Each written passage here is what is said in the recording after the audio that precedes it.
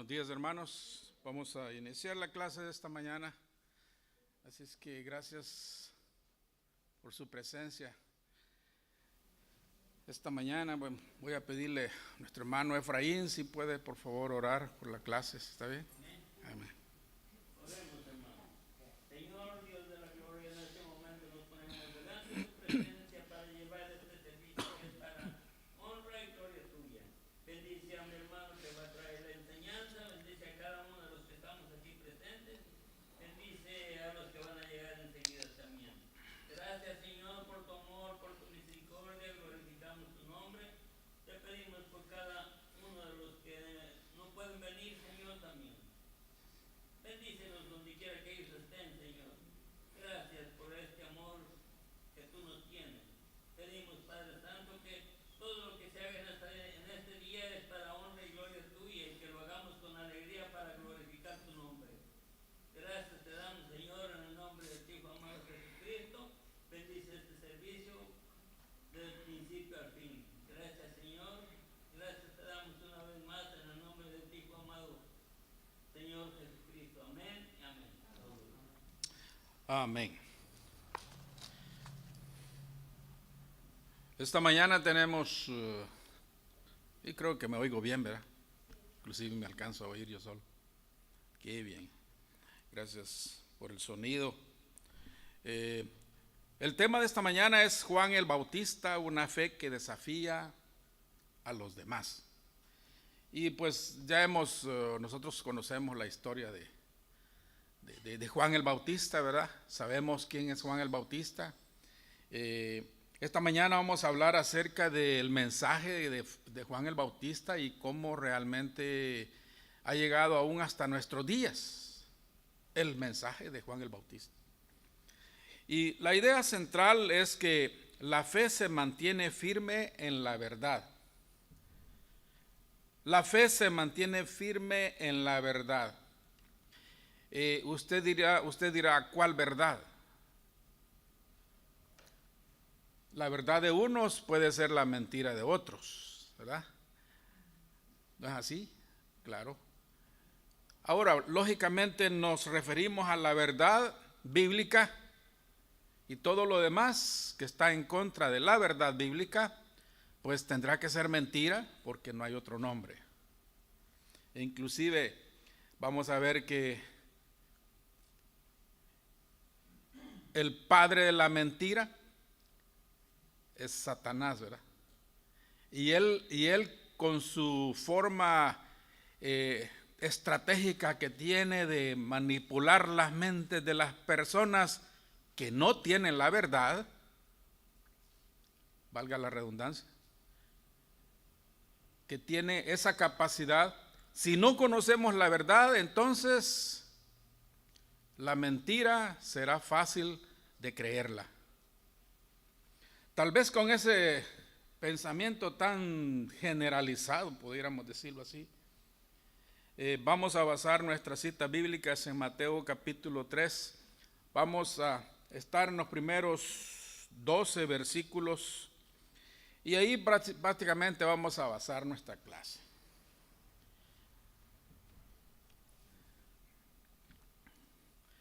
E inclusive esta parte de la Biblia yo tengo como título Predicación de Juan el Bautista. Recordemos que Bautista no era el apellido, ¿verdad? Sino que las personas recibían hoy en la actualidad refiriéndose a ellos de acuerdo a qué es lo que ellos hacían, dónde vivían y todo eso. Y de esa manera fue como los apellidos fueron incrustados en la historia. Juan el Bautista no era el mismo de Juan, el discípulo de Jesucristo, ¿verdad? Pero es una manera de mencionar cuál de todos era Juan. Era aquel que bautizaba, y vamos a hablar acerca de esa parte también. Pero pensemos, ¿se recuerdan ustedes cuando ustedes fueron al primer grado? Nuestro hermano Efraín me dirá sí, ¿verdad? Primer grado, segundo grado, tercer grado. Al menos yo, y voy a por supuesto hablar de mí en este caso, porque pues la clase me habla de un tipo que no va un poco diferente, pero pudiera poner mi ejemplo en este caso. Yo recuerdo a mis maestros desde primer grado. Tuve la dicha de estudiar en el mismo colegio 12 años. Estudié la primaria, la primaria, luego el plan básico, que sería el séptimo, octavo y noveno, y luego los otros 3 años de bachillerato también, los terminé allí. Salí de bachiller del mismo colegio. Entonces, el caso es que en la trayectoria esa tuve muchos maestros de los cuales yo me recuerdo muy bien. ¿Y por qué me recuerdo muy bien de ellos? Bueno, porque pudiera decir fueron mis mejores maestros. ¿Y por qué fueron mis mejores maestros? Porque aprendí algo de ellos. Y algo que posiblemente me ha servido para mi vida actual, en la cual puedo decir, yo sé esto porque esos maestros me lo enseñaron. Ahora, muchos de ellos tenían la pasión de enseñar. En otras palabras, eran buenos maestros, sabían cómo enseñar, sabían cómo llamar la atención. Además de que en ese tiempo todavía tenían permiso de darnos unos cuantos reglazos si no hacíamos caso, ¿verdad? ¿Se acuerdan? Pero en ese tiempo no era permitido, ¿verdad? Que era normal. Inclusive los papás, mi papá era también maestro de una escuela, y los papás le decían a él, mire, yo se lo entrego con todo y nalgas, le decía.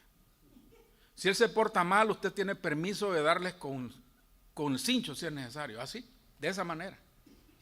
Lógicamente, pues el tiempo ha avanzado, las leyes se han hecho más estrictas en cuanto a eso, e inclusive nosotros mismos, los que un día nos cayó algún reglazo, posiblemente decimos que eso no está bien, bueno, bla, bla, bla, ¿verdad? Pero en ese tiempo sí estaba bien. La misma Biblia dice que hay que castigar a nuestros hijos con vara, dice la Biblia, ¿va? La Biblia. Entonces, si nosotros decimos, no, pues que la Biblia fue hecha en no. Exacto, habría que respetar al maestro y era lo más importante. Pero sin embargo, yo tengo muchos buenos recuerdos de muchos maestros de ese. Recuerdo, digamos, la maestra que tuve de literatura. ¿Cómo sabía ella cosas que yo no sabía? Esa era mi mentalidad. ¿Cómo sabía ella cosas que yo no sabía? Recuerdo la maestra de ortografía. Saben, yo cuando escribo, inclusive en el ¿cómo se llama? Cuando escribo en las redes sociales algo, me gusta usar las puntuaciones. Para mí es importante, pero yo así me crié, así lo hago, ¿verdad? Y cuando es una pregunta le pongo signo de interrogación. Y cuando es algo que yo quiero decir, le pongo signo de admiración. Y luego me gusta hacerlo de esa manera porque como que lleva más fuerza. Y esa era la profesora de segundo año, de segundo grado, imagínense. Recuerdo que ella nos dio ortografía en segundo grado y en tercer grado. No era la maestra nuestra, pero sí ella daba ortografía. Y nos enseñó a hacer la letra de carta, ¿verdad? La letra de carta y la letra de molde. Qué bonito. Claro. Ahora, recuerdo también que esta maestra nos enseñó a cómo hablar de una manera correcta, la de literatura, cómo hablar, ¿verdad? Y cómo decir gracias, cuándo decir gracias, la expresión que nosotros teníamos que dar cuando estábamos haciendo ese tipo de situaciones. Ahora, eso nos da cierto reto a que en el futuro, en ese tiempo, en el futuro nosotros fuéramos mejores personas. Y inclusive muchas veces pudiéramos decir que Nos reímos de alguna persona por ahí que tal vez no la hacía igual, ¿se recuerdan? Este como que vino del monte, ¿verdad? Así decíamos. Y tal vez posiblemente yo lo dije también. Este como que no tiene educación. Y de esa manera podíamos nosotros saber realmente quién realmente había ido a la escuela, ¿verdad? Personas que tal vez por una u otra razón no tuvieron oportunidad de ir a la escuela, ¿verdad? O otros que tal vez fueron a la escuela y tal vez llegaron hasta el 4º grado, pero ya no siguieron estudiando. No se sabe las situaciones. Tanto así que uno de ellos hasta presidente llegó a ser. Pero, sin embargo, lo que uno aprende de estos maestros le sirve para el futuro, para poder desarrollarse de una manera más correcta. Lo mismo sucede con la Biblia, lógicamente. Cuando estudiamos la Biblia desde pequeños empezamos a analizar la Biblia y vamos creciendo nosotros en nuestro pensamiento, pero también en nuestro conocimiento bíblico. Ahora, estos maestros nos transmitían la pasión que ellos tenían a nosotros de una manera u otra. Muchos creemos que pasamos por esas aulas y nos convirtieron en mejores personas, mejores alumnos, mejores ciudadanos. Pudiéramos decir, y yo puedo decir casi 58, 59 años después, yo todavía me recuerdo de muchos de ellos. Y he tenido la dicha que la maestra de 2º grado es la misma que me dio clases en 5º grado, la misma. Y la mamá de ella todavía existe y era la mejor amiga de mi mamá en la iglesia. Entonces vean qué bendición, ¿verdad? Y cuando nos recordamos de cosas como esas, vemos que realmente lo que ellos hicieron en nosotros tuvo frutos.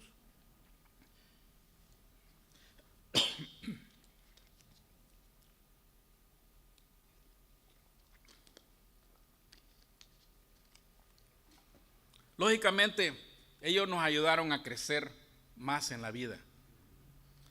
Ahora, en la sesión de esta mañana vamos a hablar acerca de la predicación de un hombre, Juan, que era también apasionado cuando predicaba la verdad.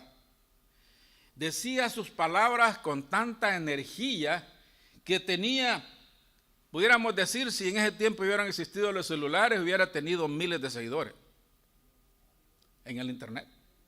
Pero sin embargo, se dice que él tenía una audiencia que no cabía en un lugar.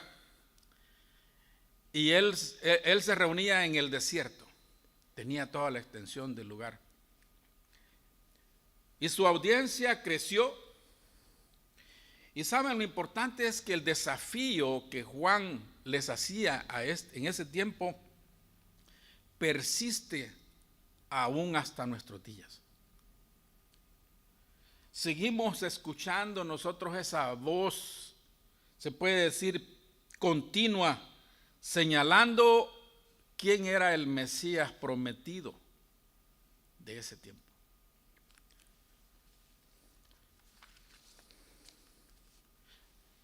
Mateo capítulo 3, del 1 al 6, dice: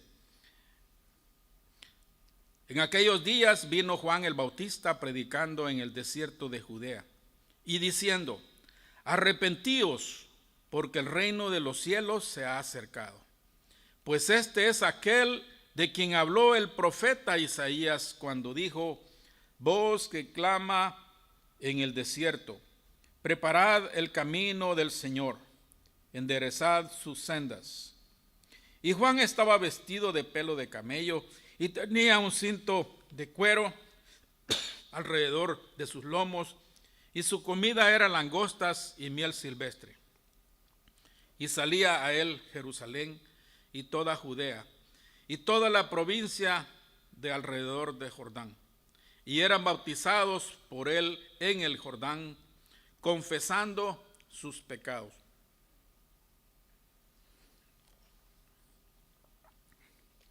Tomemos en cuenta que habían pasado ya 400 años que se conoce con el nombre de un tiempo de silencio, 400 años de silencio. Desde lo que podemos decir Malaquías, ¿verdad? En la Biblia, tal vez geográficamente, el último del que se conoce, Malaquías, y entre Mateo, en ese tiempo había 400 años. 400 años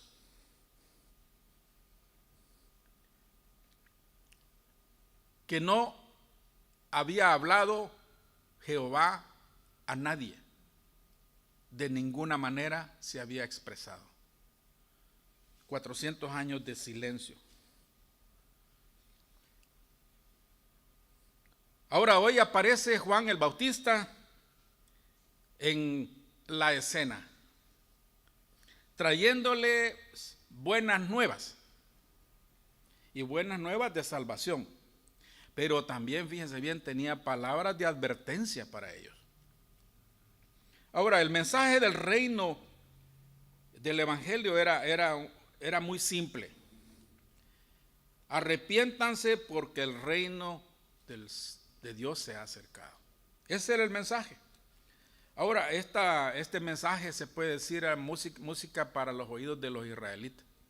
Porque cuando alguien hablaba del reino, ellos se referían al reino mesiánico.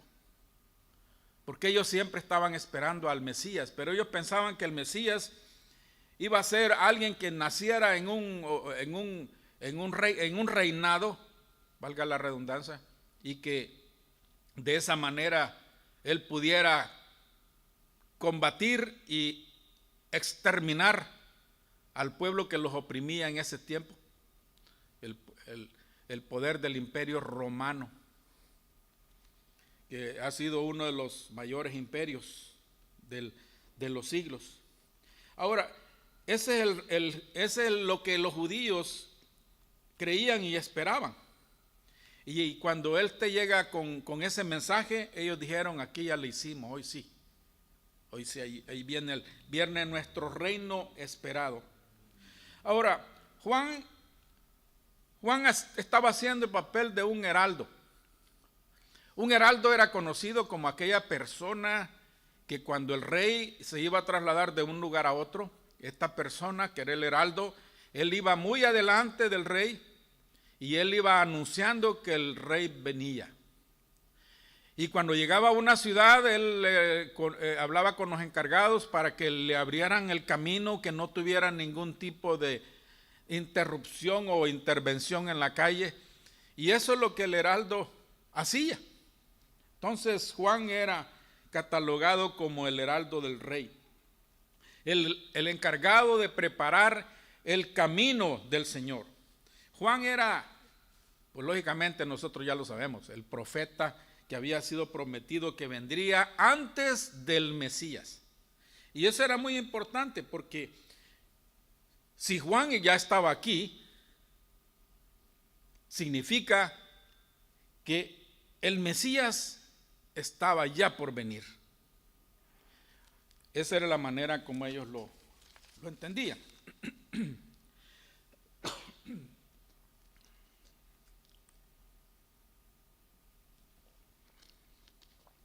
Ahora, este mensaje en el libro de Mateo representa un nuevo éxodo en la trama bíblica, podemos decirlo. Y es un sentido muy real, una parte fundamental del proceso de la revelación redentora. Es decir, que ese problema que se inició allá en Génesis, especialmente Génesis capítulo 3, donde está la caída de Adán y Eva. Y esa caída encuentra solución ya en este texto, en estos textos. La consecuencia principal de haberse rebelado contra Dios fue que Jehová los expulsó del jardín del Edén. Años más tarde se dice que los pobladores de la tierra se les antojó fundar una ciudad.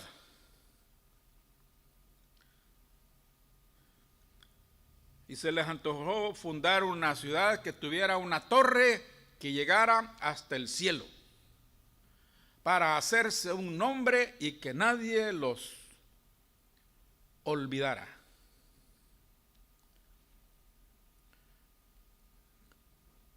Estaban más que locos, ¿verdad? Nosotros con la tecnología que tenemos, yo creo que nadie pudiera decir algo similar. Un edificio tan grande que llegue al cielo. Ahora, en Génesis 11 podemos ver también que Dios los dispersó por toda la tierra, confundiendo sus lenguas, y de esa manera se dice que fue dispersado en todo el planeta Tierra. Y si usted quiere saber cómo es que llegaron los pupiles y los mayas aquí a América, pues tiene que ver algo con eso, ¿verdad? Ahora, cuando Israel ya era el pueblo de Dios y se rebeló, Dios también los expulsó y fueron cautivos a Babilonia. Ahora, ¿qué quiere decir todo esto? Que el ser humano insiste en rechazar el reino de Dios cuando el Señor quiere incluirse. Y decide seguirse a sí mismo todo el tiempo. Quiere tener la apariencia de que el ser humano es autosuficiente y que no necesita de nadie más. Pero lo que Juan estaba anunciando es el ansiado final de este siglo, que era un ciclo mortal, se puede decir, para ese tiempo. Ahora, no más expulsiones de la tierra, no más reinos humanos, no más reyes mortales.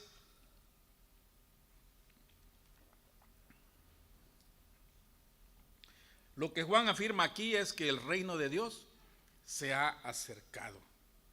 De nuevo esto representa un nuevo éxodo en la historia de Israel y de todo el mundo por consiguiente. ¿Verdad? En el pasado, después de que José salvó, se puede decir, a su padre y a sus hermanos de morir de hambre, en el Génesis capítulo 47. Solo pongo esa parte porque es muy largo de leerlo, ¿verdad? Y usted quiere después lo puede leer. Pero cuando llegaron a Egipto, se levantó en Egipto un faraón. Ustedes saben la historia de José. Pero después se levantó un faraón que ya no sabía qué es lo que había pasado con José, ni por qué José estaba ahí, ni por qué los israelitas posiblemente lo sabía, pero él era el rey.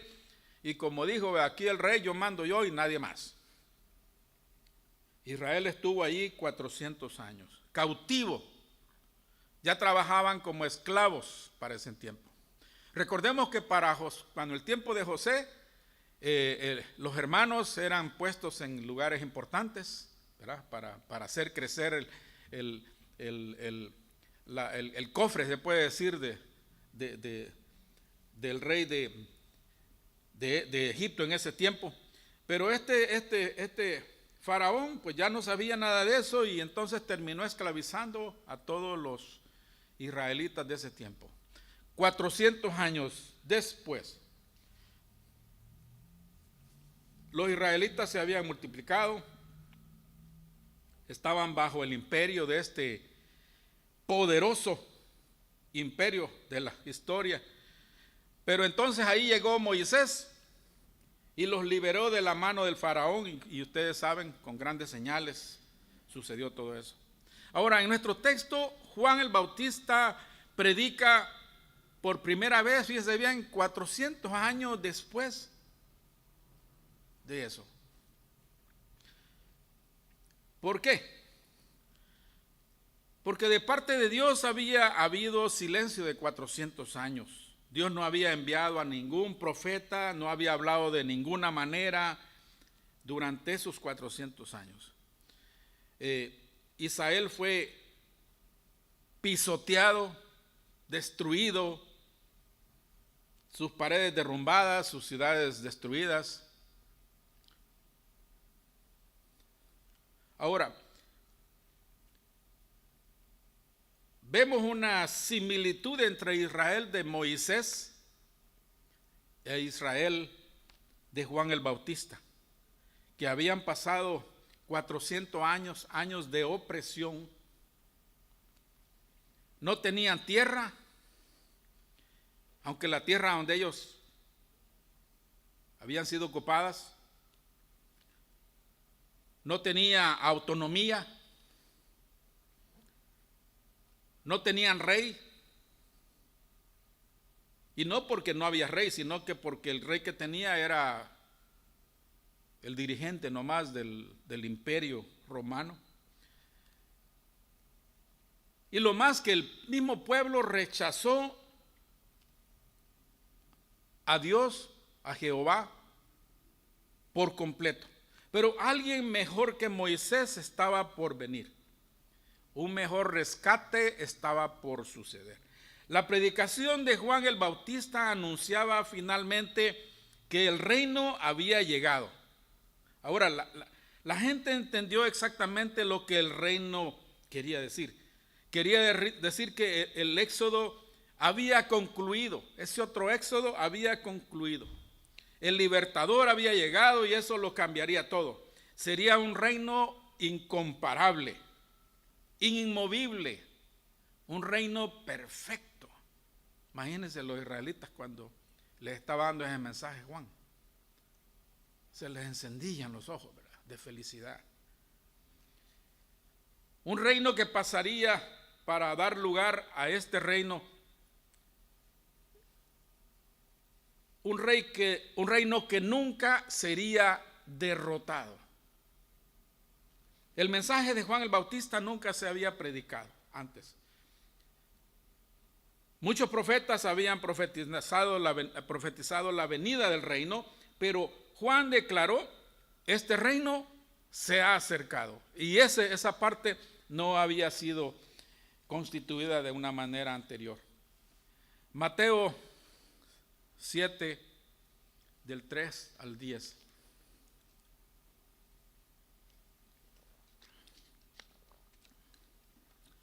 Dice así la palabra del Señor. Al ver él que muchos de los fariseos y de los saduceos venían a su bautismo, les decía: generación de víboras, ¿quién os enseñó a huir de la ira venidera? Haced pues frutos de arrepentimiento, y no penséis decir dentro de vosotros mismos: a Abraham tenemos por padre, porque yo os digo que Dios puede levantar hijos a Abraham aún de estas piedras. Y ya también el hacha está puesta a la raíz de los árboles. Por tanto, todo árbol que no da buen fruto es cortado y echado en el fuego. Ahora, los religiosos de Israel siempre estaban al frente de todo. Ellos eran las personas que se consideraban más importantes para ellos. Su fama se había esparcido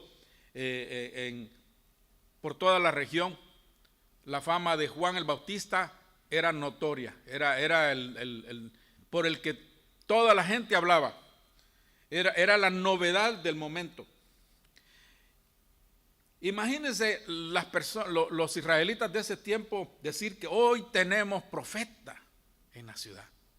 Para ellos era algo fabuloso, algo que no tenía palabras. ¿Y por qué? Porque habían pasado 400 años sin que hubiera hablado otro profeta. Entonces, de esa manera es que ellos tal vez estaban mucho más curiosos en este caso. Ahora, Juan no se guardó nada. En buen salvadoreño podemos decir: no tenía pelos en la lengua. Se lo dijo claro y peladito, ¿verdad? Juan sabía que estos hombres, hablando de los fariseos y de los saduceos, solo querían tener fama y querían tener control del momento. Amaban ellos que todos lo respetaran, que les temieran. Por fuera parecían impecables, ¿verdad? Así bien bañadito y rasuradito, ¿verdad? Peinadito, decía yo. Pero Jesucristo mismo les dijo que ellos eran sepulcros blanqueados. Por fuera se miraban bien, pero por dentro eran podredumbre. Claro, ellos tenían una percepción de qué era ser religioso, una percepción diferente. Ellos se creían ciudadanos distinguidos del reino de Dios por ser parte de la línea directa de Abraham. Es que yo soy hijo del abuelito y del tío, y hacían la línea genealógica de Abraham hacia ellos. Y para ellos era muy importante estar en esa línea. Ellos creían que la entrada del reino de Dios solo estaba basada en la etnicidad, o sea, tenían que ser israelitas, pero qué equivocados estaban, ¿no? Por supuesto, nosotros hoy ya lo vemos con el panorama más abierto, ¿verdad? Y podemos decir qué equivocados estaban. Los religiosos de Israel no se querían perder nada, querían ser los primeros, querían estar al frente, querían ser notados, que ellos tenían, ¿cómo pudiéramos decir?, estrechos lazos con el profeta Juan. Y por eso llegaban de curiosos. Cuando Juan el Bautista comenzó su predicación en el desierto, se dice que muchas personas acudieron a verlo. Algunos iban por curiosidad, tal vez por necesidades que tenían. Exacto. Pero estos religiosos iban simplemente por interés propio. Querían ver cómo se acomodaban con él, muy políticos, ¿verdad? Cómo se acomodaban con el nuevo profeta. De esa manera posiblemente no se iban a sentir desplazados. En otras palabras, tenían miedo de que los hicieran a un lado y pusieran al profeta como una persona más importante de todos. Querían ser vistos con Juan, tal vez así no había mucho problema, tal vez así no perdían su respeto. Pero Juan, como dije, no tenía pelos en la lengua, no permitió que nada de eso pasara. Inclusive, enseguida que Juan veía a estos religiosos, los acusaba de ser hipócritas, de pretender que lo hacían de corazón, e inclusive Juan los llamó generación de víboras.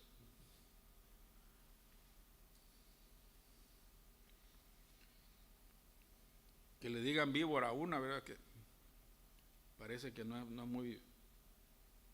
se siente muy bien uno, pienso. Lo cual quiere decir que estas personas, ya que una víbora pues muerde y echa veneno, y con el objetivo es que a que muerda, pues la persona se neutralice o se muera. La idea es que ellos tenían a sus víctimas como religiosos, las cuales esas víctimas trataban ellos de que murieran espiritualmente. Digo esto porque ellos eran dos grupos religiosos que habían creado unos códigos de conducta tan estrictos que aún ni ellos podían cumplir. E inclusive, decían que si uno de esos no era cumplido, no valía todo, o sea, no pasaba, tenía que pasar con 10, ¿verdad? Tenía que pasar con 100%. Tenía que hacer o sí o no. Si con 9.5 no pasaba, pensando pues en mis tiempos de escuela, 10 era el máximo, ¿verdad? Pero ellos habían creado esos códigos religiosos imposibles, los cuales ni ellos mismos podían cumplir. Los ahogaban en sus vidas e inclusive los oprimían espiritualmente, haciendo pensar que solamente ellos podían cumplir con esos códigos de conducta. Ahora, Juan miraba a estos religiosos como un estorbo para el evangelio. Wow. Ellos pretendían ser de Dios, cuando en realidad, como Juan les dice aquí en Juan 8:44, vosotros sois de vuestro padre el diablo, les dice, y los deseos de vuestro padre queréis hacer. Él ha sido homicida desde el principio y no ha permanecido en la verdad, porque no hay verdad en él. Cuando habla mentira, de suyo habla, porque es mentiroso y padre de la mentira. Padre de mentira. Está mal escrito ahí, ¿verdad? La computadora me lo tiró así, no me fijé. Pero vemos cómo Juan no se quedó con la boca cerrada con ellos, ¿verdad? Les dijo realmente qué es lo que tenía, cuál era el problema. Y saben, por eso Juan les exigió: hagan frutos de arrepentimiento. Ahora, cualquiera que conociera a los religiosos podría haberse pensado, bueno, ¿cómo es que los religiosos necesitan arrepentirse? ¡Wow! ¿Qué pasa, verdad? Si ellos eran el modelo de la piedad, ¿cómo es eso? ¿Que ellos también tenían que arrepentirse? La gente pensaría que eran perfectos, ¿no? Exacto. Pero Juan les dijo que eso no era piedad, sino que era simplemente moralismo. Estas personas solamente trataban de ser buenos por fuera, pero escondían lo de adentro. El arrepentimiento que Juan habla es el único aceptable en el reino de Dios. Arrepentirse de sus pecados. Nadie puede ser salvo sin arrepentimiento verdadero.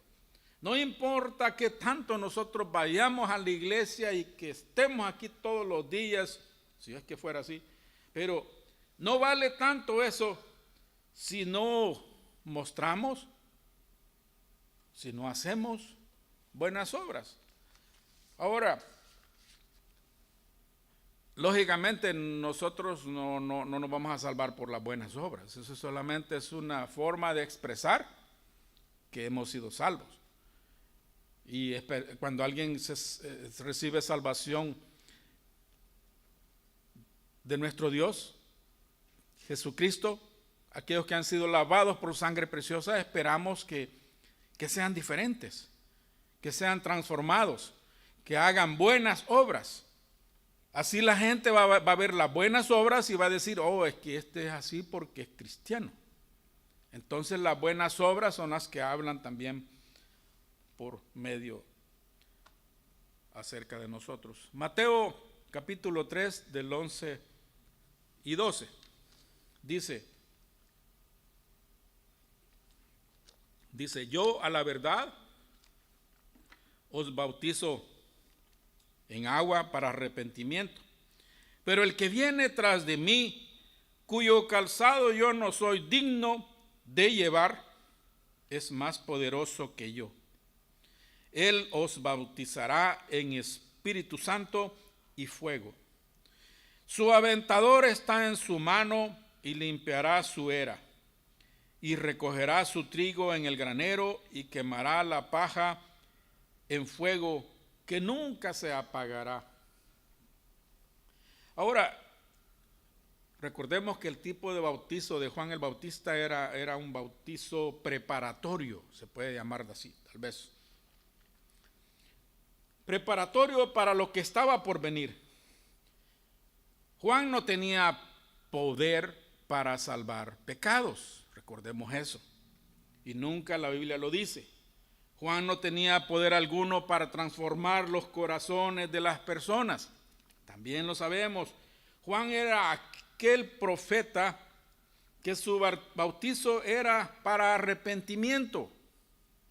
Las personas al bautizarse se bautizaban en forma de arrepentimiento de los pecados, pero no eran perdonados sus pecados.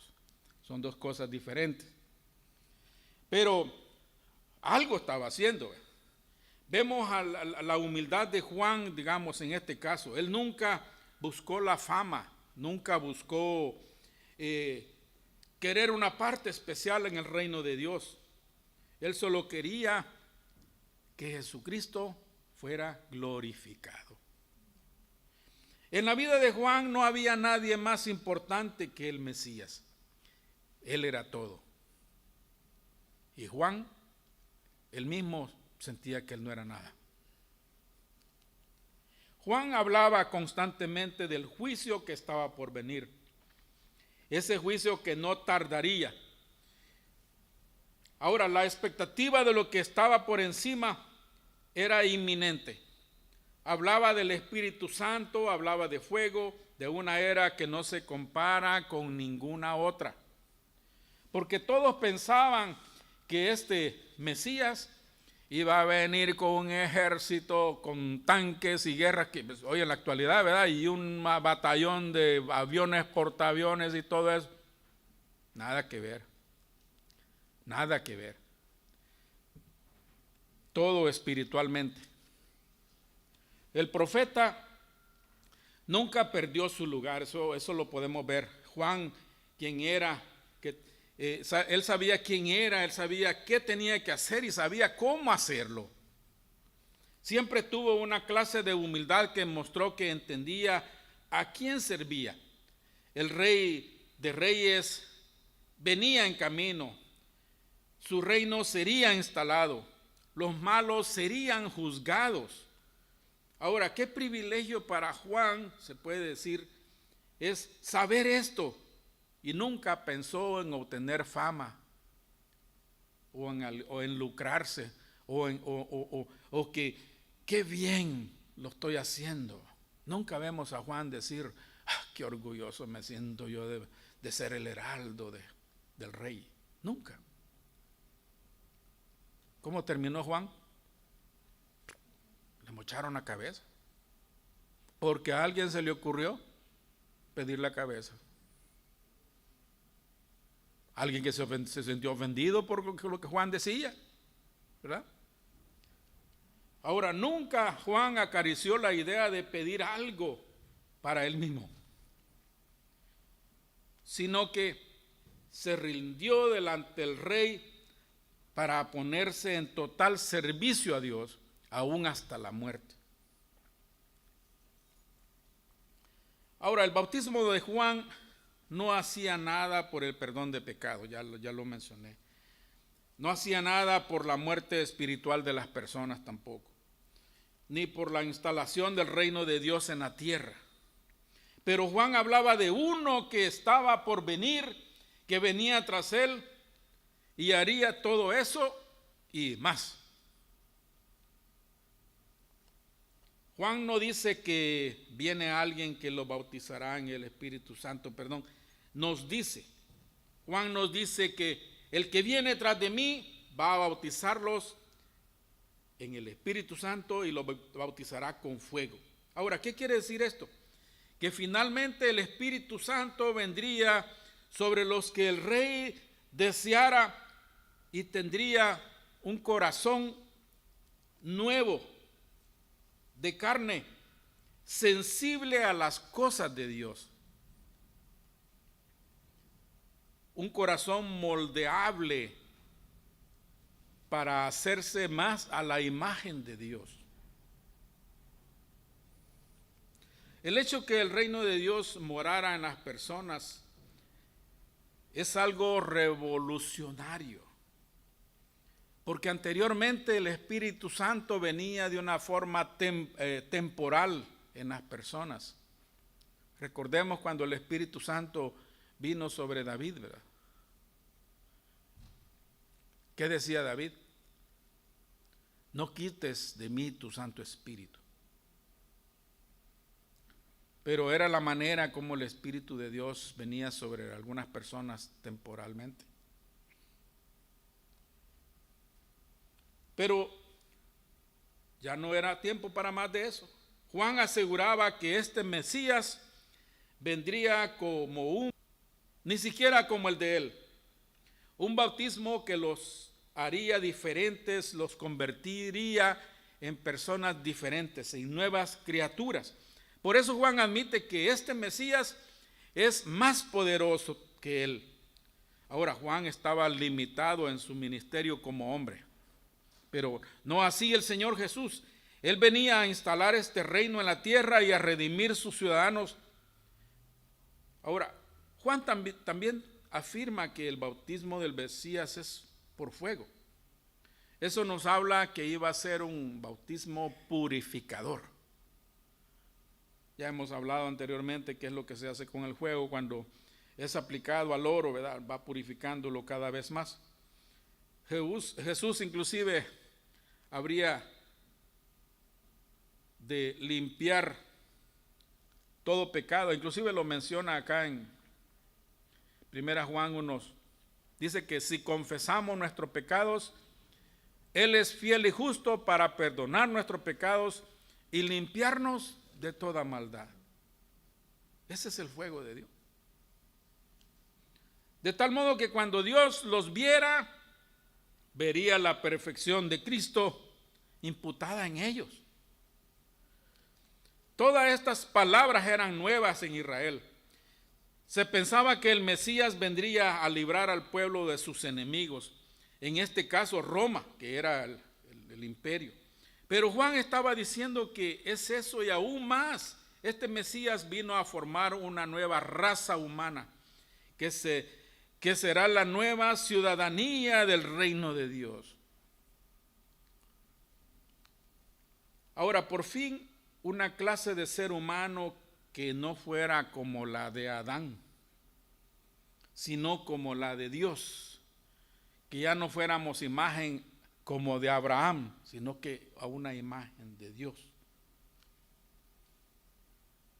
El Mesías viene a juzgar a todos, y los que no se arrepientan de sus pecados estarán en un fuego que nunca se apagará, como dice el versículo 12.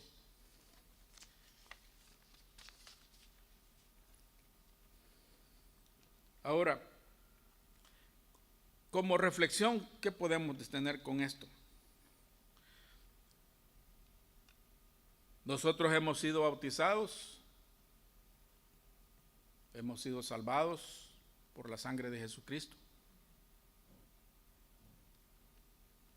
por siempre, por la eternidad. ¿Cómo están nuestros frutos de arrepentimiento? ¿Estamos dando frutos de arrepentimiento? Sabemos que la fe no es algo que se gane por obras, ¿verdad? Eso lo sabemos. Pero también la palabra nos enseña que la fe sin obras es muerta. Entonces tenemos claro que la fe sin obras es muerta. Tenemos claro que las obras no nos salvan, solamente la fe en nuestro Señor Jesucristo. Ahora, nos hemos examinado nuestros corazones por algo que hemos estado cultivando, un pecado que querramos exterminar, tal vez algo que tiene que ver con nuestro orgullo, tal vez. Al igual que Juan, podemos decir que necesitamos saber que no somos nada. Veamos las últimas noticias de hoy en la actualidad. ¿Cómo está Israel ahorita, verdad? Invadió Irán.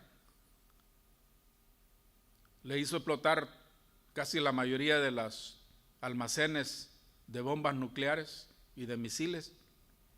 Hasta cierto punto los ha dejado prácticamente sin armamento, con la ayuda de los Estados Unidos.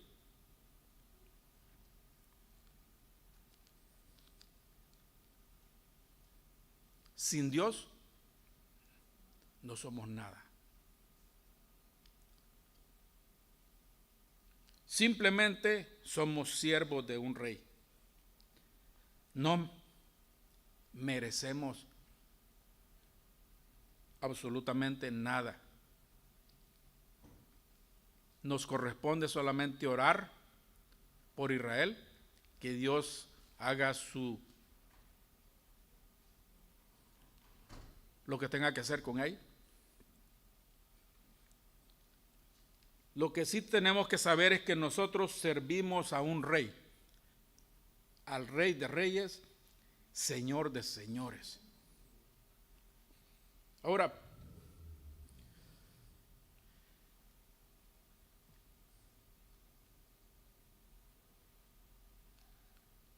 de algo sí tenemos que agradecerle al Señor, que hemos puesto nuestra fe no en un país, no en nuestro país, sino que la fe en nuestro Dios. Porque alguno podrá decir, no, es que tenemos fe, ¿verdad?, que Estados Unidos va a ayudarle a Israel, que van a ser buena pareja. No, nada que ver. Nuestra fe está en el Señor.